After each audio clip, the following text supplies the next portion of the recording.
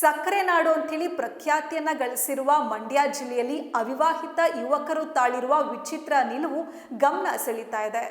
ಅವರು ಮದುವೆ ಆಗೋದಕ್ಕೆ ಹುಡುಗಿರ್ ಸಿಗ್ತಾ ಇಲ್ಲ, ನಮಗೆ ಒಂದು ಮಠ ಕಟ್ಟಿಸ್ಕೊಡಿ ಅಂತ ವಿಚಿತ್ರ ಕೋರಿಕೆಯನ್ನ ಇಟ್ಟಿದ್ದಾರೆ.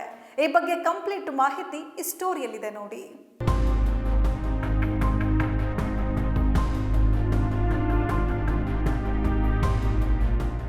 ಸಕ್ಕರೆ ನಾಡು ಎಂದು ಪ್ರಖ್ಯಾತಿ ಗಳಿಸಿರುವ ಮಂಡ್ಯ ಜಿಲ್ಲೆಯಲ್ಲಿ ಅವಿವಾಹಿತ ಯುವಕರು ತಾಳಿರುವ ವಿಚಿತ್ರ ನಿಲುವು ಈಗ ರಾಜ್ಯದ ಗಮನ ಸೆಳೆದಿದೆ.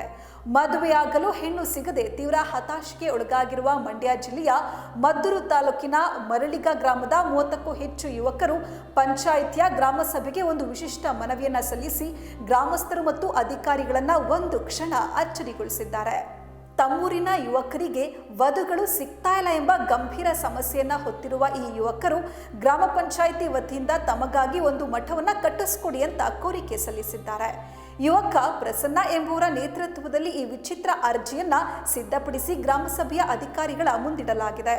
ಕೃಷಿ ಪ್ರಧಾನ ಜಿಲ್ಲೆಯಾದ ಮಂಡ್ಯದಲ್ಲಿ ರೈತ ಕುಟುಂಬದ ಗಂಡು ಮಕ್ಕಳಿಗೆ ಮದುವೆಯಾಗಲು ಹೆಣ್ಣು ಕೊಡಲು ಯುವತಿಯರ ಕುಟುಂಬಗಳು ಹಿಂದೇಟು ಹಾಕ್ತಾ ಇರೋದು ಈ ಪರಿಸ್ಥಿತಿಗೆ ಕಾರಣ ಅಂತ ಹೇಳಲಾಗ್ತಾ ಇದೆ. ಇದರಿಂದಾಗಿ 30ಕ್ಕೂ ಹೆಚ್ಚು ಯುವಕರು ವಿವಾಹ ಬಂಧನದಿಂದ ವಂಚಿತರಾಗಿದ್ದಾರೆ. ಯಾವುದೇ ಕಾರಣಕ್ಕೂ ಮದುವೆ ಭಾಗ್ಯ ಸಿಗೋದಿಲ್ಲ ಅಂತ ಹತಾಶರಾಗಿರುವ ಯುವಕರ ಗುಂಪು ಲೌಕಿಕ ಜೀವನದ ಬಗ್ಗೆ ನಿರಾಸೆಗೊಂಡು ಈಗ ಆಧ್ಯಾತ್ಮಿಕ ಮಾರ್ಗದತ್ತ ಮುಖ ಮಾಡೋದಕ್ಕೆ ನಿರ್ಧಾರ ಮಾಡಿದಂತಿದೆ. ನಮಗೆ ಹೆಣ್ಣು ಸಿಗ್ತಿಲ್ಲ, ನಾವು ಸಂಸಾರ ಮಾಡೋದು ಅಸಾಧ್ಯ, ಆದ್ರಿಂದ ಉಳಿದ ಜೀವನವನ್ನ ತ್ಯಾಗದ ಮೂಲಕ ಕಳೆಯಲು ನಮಗೊಂದು ಮಠ ಕಟ್ಟಿಸ್ಕೊಡಿ ಎಂಬುದು ಯುವಕರ ವಿಚಿತ್ರ ಬೇಡಿಕೆಯ ಹಿಂದಿನ ಅಸಲಿ ಕಾರಣ.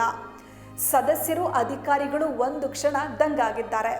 ಯುವಕರು ನೀಡಿರುವ ಈ ಅನಿರೀಕ್ಷಿತ ಅರ್ಜಿಯನ್ನ ಕಂಡು ಗ್ರಾಮ ಸಭೆಯ ಸದಸ್ಯರು ಹಾಗೂ ಅಧಿಕಾರಿಗಳು ಒಂದು ಕ್ಷಣ ದಂಗಾಗಿದ್ದಾರೆ.